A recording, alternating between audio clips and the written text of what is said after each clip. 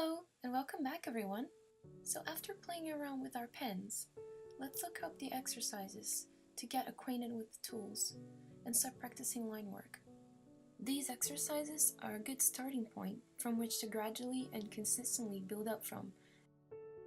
First of all, try to hold the pen in a comfortable position. Not too close to the nib, not too far down the handle. Keeping your fingers steady but relaxed. And don't press too hard on the handle. Try to keep your wrists straight and comfortable. First note about this chapter is to not rush. Try to get a sense of speed and really slow down in the beginning. I see my pen and ink practice almost like meditation. It's a time to relax, to put an audiobook on and disconnect for a while. In drawing, your hand position changes much more than when writing, allowing greater freedom of movement because lines can be of any length and direction. The main objective is to create all possible lines, from long sweeping strokes, reasonably straight lines, and pleasantly curved ones. Also, consider how to make them in all directions. Vertically, horizontally, and slantwise, noticing the most comfortable wrist position for each line. The main idea is making these movements second nature, so you can focus on the fun creative decisions of your drawing. Vigorous quick lines will come with practice and hand-eye coordination, but now, really take pride in creating slow, controlled, beautiful lines. I personally like to keep these exercises in a sketchbook. I like seeing the exercises all together, as it gives me a huge sense of accomplishment. I start by creating a grid of 3 by 3 centimeter squares with 1 centimeter distance between each other, so you can make sure that your exercises are all consistent.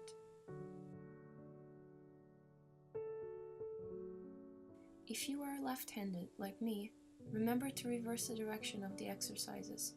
Otherwise, it's very easy to smudge your lines before they are dry. But don't worry, accidents happen a lot in the beginning, so keep your paper towels handy. The first exercise is trying to create even horizontal lines. We aren't working with pressure or thickness yet, but mostly trying to make lines that are parallel to each other, that are evenly spaced. I personally like to do each exercise a couple of times because my first ones are usually very stiff. To help analyze areas you need to practice, try looking at your squares and seeing where you make mistakes. Then you can see which exercises challenge you the most and repeat them more often. The second exercise is the same as the first, but with vertical lines. When I started doing these, I realized that it was way harder for me to do vertical lines than horizontal ones, for example.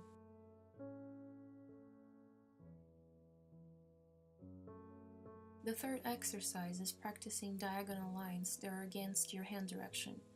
Those can be done on one direction only or alternating up, down, up, like a zigzag.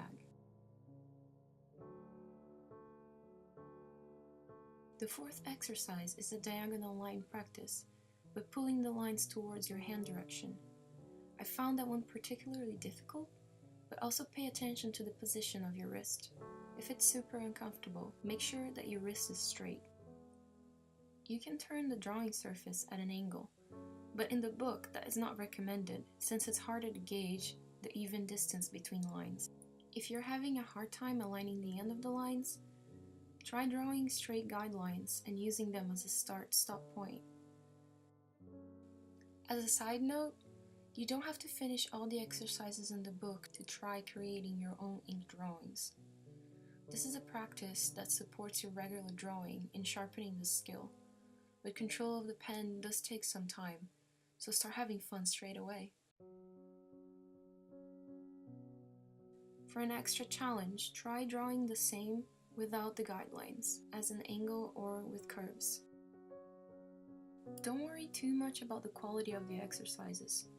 It's totally a muscle memory coordination thing, and it does take some practice.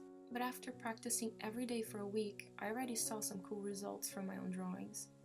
So keep at it, and if you do them, please share them with me. I'd love to see what you make. You can also try to keep lines even between two existing ones. It's really hard to keep them from touching that way. If you end up with extra space on the grid like I do, I like to feel those with random line textures. The important thing is not making things look too mechanic, but at the same time trying to keep lines even and tidy. Just try to remember all these notes when practicing your own drawings. Experiment with different pen handling positions, different size lines, and practice your tone building. Thank you so much for watching and happy drawing! Next week we'll jump into line thickness exercises, so stay tuned. If you enjoyed this video, please remember to like and subscribe. See you soon!